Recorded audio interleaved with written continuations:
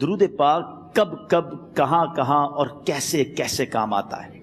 ایک بہت ہی خوبصورت واقعہ، بڑا ایمان افروز واقعہ ہے جو میں آپ کے سامنے پیش کرتا ہوں. ایک دوست نے اپنے ایک دوسرے دوست کو قرض دیا، اور جب اس نے قرض دیا تو وہ قرض ایک بڑی اماؤنٹ تھی، 3000 دینار. وہ ٹائم آ گیا جب اس ٹائم وہ قرض لینے کے لیے اپنے دوست کے پاس گیا کہ بھائی مجھے میرے پیسے واپس دو. تو اس نے کہا کہ پیسے تو نہیں ہے میرے پاس، میں کولیپس ہو گیا ہوں، بزنس اب میرا ختم ہو گیا ہے، میں تمہاری رقم نہیں دے سکتا. اس نے ایک اور ٹائم دے دیا اسے کہ ٹھیک ہے اب اتنے دنوں کے بعد میں دے دوں گا. وہ ٹائم بھی گزر گیا، اور جب وہ ٹائم بھی گزر گیا تو اس کے بعد اس دوست نے کہا کہ اب تو پیسے دے دو بھائی، میرا ٹائم پورا ہو گیا ہے. پھر نہ دے سکا ٹائم. آخر کار معاملہ جو ہے وہ کورٹ میں چلا گیا، قاضی کے پاس چلا گیا. اب قاضی نے جس کو پیسے دینے تھے اس کو بلایا اور کہا کہ بھائی آپ کو اس کے پیسے دینے ہیں؟ کہتا ہے ہاں پیسے تو دینے ہیں. تو کہا پھر دیتے کیوں نہیں ہو؟ کہا پیسے ہیں ہی نہیں، کاروبار ہی ختم ہو گیا ہے، قرضہ تو لیا تھا اب میرے پاس بچا ہی کچھ نہیں ہے. تو کہا اچھا اب یہ بتاؤ کہ کب دو گے، کیسے دو گے؟ اس نے کہا بس میرے پاس پیسے ہی نہیں ہیں. تو کہا اب تمہارے پاس 30 دن کا ٹائم ہے، 30 ڈیز میں یا تو اس کے پیسے لوٹا دو یا 30 دن کے بعد تمہیں قید کر دیا جائے گا. یہ شخص اب گھر آیا، پیسے تو تھے نہیں، مگر شاید علماء نے لکھا کتابوں میں، یہ واقعہ کئی بڑی بڑی کتابوں میں لکھا اور درود پاک کے فضائل کی بڑی بڑی کتابوں میں لکھا. اور اس شخص نے سوچا کہ اس نے ایک حدیث پاک پڑھی ہوئی تھی کہ جس میں یہ نبی پاک علیہ الصلوۃ والسلام نے فرمایا ہے، جس کا مضمون ہے کہ جو شخص پریشان ہو، مصیبت زدہ ہو، اسے چاہیے کہ مجھ پر کثرت سے درود پاک پڑھے، کیونکہ درود پڑھنا مصیبتوں اور پریشانیوں کو لے جاتا ہے. اب اس عاشق رسول نے سوچا اور تو کچھ ہے نہیں، اب میں درود پاک پڑھنا شروع کرتا ہوں. صبح سے لے کر شام تک وہ درود پاک پڑھنے لگ گیا. 27 دن گزر گئے، only 3 days left. 3 دن باقی تھے قاضی کے پاس جانے میں. 27 دن گزر گئے درود پڑھتے پڑھتے. جب 28ویں رات آئی تو آنکھیں تو بند ہوئیں، مگر خواب میں اسے ایک آواز آئی، گھبراؤ نہیں، تمہارا قرضہ ادا کر دیا جائے گا، تمہارا مسئلہ سالو ہو جائے گا. صبح اٹھتا ہے، درود پاک پڑھ رہا ہے، مگر کہتا ہے یہ آواز سے تو مسئلہ حل نہیں ہوگا، پیغام کیا ہے اسے سمجھ نہ آیا. 28واں دن گزر گیا، 29ویں رات آ گئی، مگر اب آنکھیں بند ہوئیں اور قسمت جاگ اٹھی. نبی پاک صاحب لولاک صلی اللہ تعالی علیہ وسلم خواب میں تشریف لائے اور پیارے آقا صلی اللہ تعالی علیہ وسلم نے فرمایا گھبراؤ نہیں، علی بن عیسیٰ وزیر کے پاس جاؤ، وہ تمہارا قرضہ ادا کر دے گا. اب یہ عاشق رسول صبح اٹھا تو ویری فریش، حشاش بشاش کہ اب تو کام ہو گیا، نبی پاک نے خواب میں آ کر بشارت دی ہے. مگر پھر ذہن میں سوال آیا کہ علی بن عیسیٰ کے پاس جاؤں گا تو ثبوت کیا ہے، پروف کیا ہوگا؟ میں جا کر اس کو کہوں گا کہ میرا قرضہ دے دو تو ایسے تو قرضہ نہیں دے دینا. اور میں نے اس کو کہا کہ مجھے نبی پاک نے خواب میں کہا ہے، اور اس نے اگر مجھ سے کوئی نشانی مانگی تو میں نشانی کیا دوں گا؟ آخری دن تھا، 29واں دن تھا، وہ بھی درود پڑھتے پڑھتے گزر گیا. 30th نائٹ آ گئی، صبح وہ دن ہے جب عدالت میں جانا ہے. اب اس رات پھر نبی پاک علیہ الصلوۃ والسلام خواب میں تشریف لائے اور آقا علیہ الصلوۃ والسلام نے فرمایا کہ علی بن عیسیٰ وزیر کے پاس جاؤ، وہ تمہارا قرض ادا کر دے گا. کہ حضور چلا تو جاؤں گا، لیکن اگر وزیر نے مجھ سے کوئی نشانی طلب کی تو میں کیا جواب دوں گا؟ پیارے آقا علیہ الصلوۃ والسلام نے کمال کا ارشاد فرمایا کہ علی بن عیسیٰ سے کہنا کہ تم روزانہ فجر کی نماز کے بعد 5000 بار درود پاک پڑھتے ہو، یہ راز فقط تم جانتے ہو اور تمہارا رب جانتا ہے. اب یہ جب صبح اٹھا تو ایک نشانی بھی مل چکی تھی. عدالت میں جانے سے پہلے وزیر کے دربار میں پہنچ گیا. اسے یہ ڈر تھا کہ آج پیسے نہ لوٹائے تو سزا ہو سکتی ہے. جب وزیر کے دربار میں پہنچا تو وزیر اپنے مشیروں کے ساتھ بیٹھا تھا. کہا مجھے آپ سے بات کرنی ہے. کہا بتاؤ کیا بات کرنی ہے؟ کہا میں ایک پیغام لایا ہوں آپ کے لیے.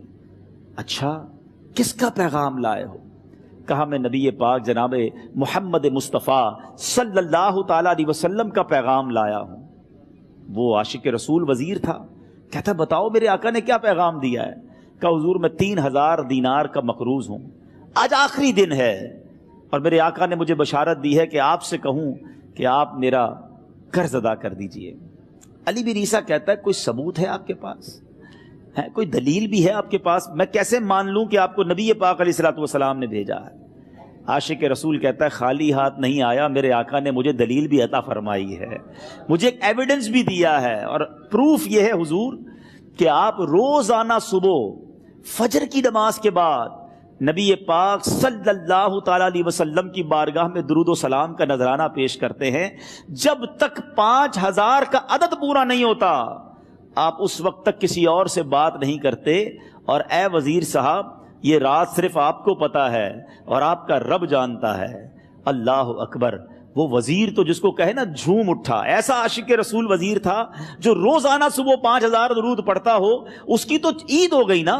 وہ کہتا ہے مرحبا یا رسول اللہ، میرے آقا نے میرے درود قبول کر لیے، اس سے بڑھ کر میرے لیے سعادت کیا ہوگی۔ اب یہ وزیر اپنے سیٹ سے اٹھتا ہے، اپنے کمرے میں جاتا ہے، تھوڑی دیر بعد واپس آ کر اس عاشق رسول کے ہاتھ میں 3000 دینار رکھ کر کہتا ہے حضور پہلے 3000 دینار تو نبی پاک کا حکم کی میں ادب سے بجا لاتا ہوں، میرے آقا نے جو حکم فرمایا یہ 3000 دینار آپ کو پیش کرتا ہوں، حضور ایک اور 3000 دینار لیجئے۔ میرے گھر آپ آئے، اتنی اچھی خبر سنائی، آپ نے قدم رنجا فرمایا، یہ 3000 اس کا نذرانہ ہے، اور ایسا کیجئے 3000 اور لیجئے، اس سے اپنے بچوں کے لیے کچھ چھوٹا موٹا کام شروع کیجئے اور ایک وعدہ کر کے جائیے، آج کے بعد زندگی میں آپ کو جب بھی کوئی کام پڑے میں آپ کا بھائی ہوں، مجھے یہ خدمت کا موقع دیجئے گا۔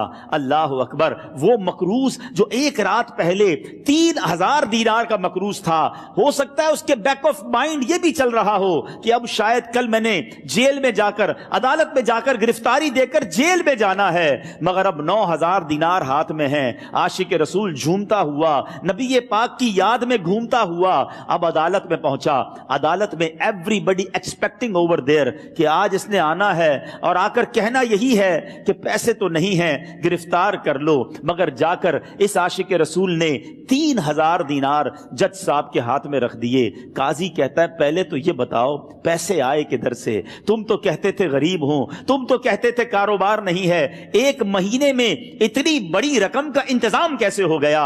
سبحان اللہ۔ اس عاشق رسول نے گویا زبان حال سے یہ کہا ہوگا کہ یہ تو کرم ہے ان کا، ورنہ مجھ میں تو ایسی بات نہیں، اتنا دیا سرکار نے مجھ کو، اتنی میری اوقات نہیں۔ اس نے وہ پورا واقعہ بھری عدالت میں سنا دیا۔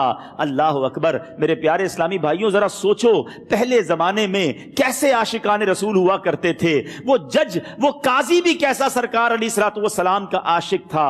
اپنی سیٹ سے اٹھتا ہے، بھرے دربار میں بھری عدالت میں وہ اپنے چیمبر میں اپنے کمرے میں جاتا ہے، اور تھوڑی دیر بعد واپس آ کر اس کے ہاتھ میں بھی 3000 دینار ہیں، اور وہ 3000 دینار جو ہے وہ اس عاشق رسول کے ہاتھ میں رکھتا ہے کہ سارا ثواب علی بن عیسیٰ کیسے لے جائے، میں بھی تو نبی پاک کا غلام ہوں، میں تمہارا قرضہ میں ادا کرتا ہوں۔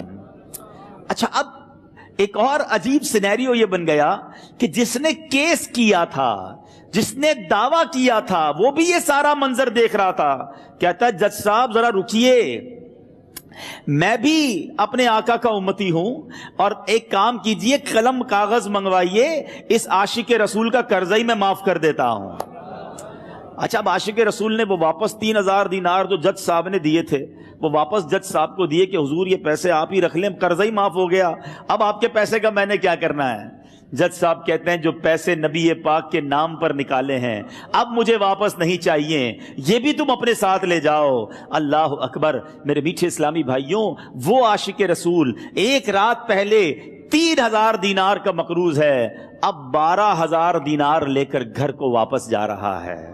اس ایک واقعے کے اندر جو ہم سب کے لیے درس ہے، جو ہم سب کے لیے پیغام ہے، شاعر لکھتے ہیں نا، دکھوں نے تم کو جو گھیرا ہو تو درود پڑھو، دکھوں نے تم کو جو گھیرا ہو تو درود پڑھو، جو حاضری کی تمنا ہو تو درود پڑھو۔ آج ہم بہت ساری پرابلمز میں ہوتے ہیں، یہاں بھی ہو سکتا ہے میرا کوئی بھائی بیمار بیٹھا ہو، کوئی قرضے میں ڈوب گیا ہو، کسی کا کوئی بزنس پرابلم چل رہا ہو، کوئی فیملی ایشو میں ڈسٹرب ہو، آپ کسی بھی پرابلم میں ہیں، خدا کی قسم درود پاک ایسا وظیفہ ہے. لوگ بہت سارے وظائف پوچھتے رہتے ہیں, بہت سارے جناب وظائف کے بارے میں معلومات کرتے رہتے ہیں. سچی بات یہ ہے ہر درد کی دوا ہے صلی علی محمد. ہر درد کی دوا ہے صلی علی محمد. تعویذ ہر بلا ہے صلی علی محمد. تو خدا را اپنی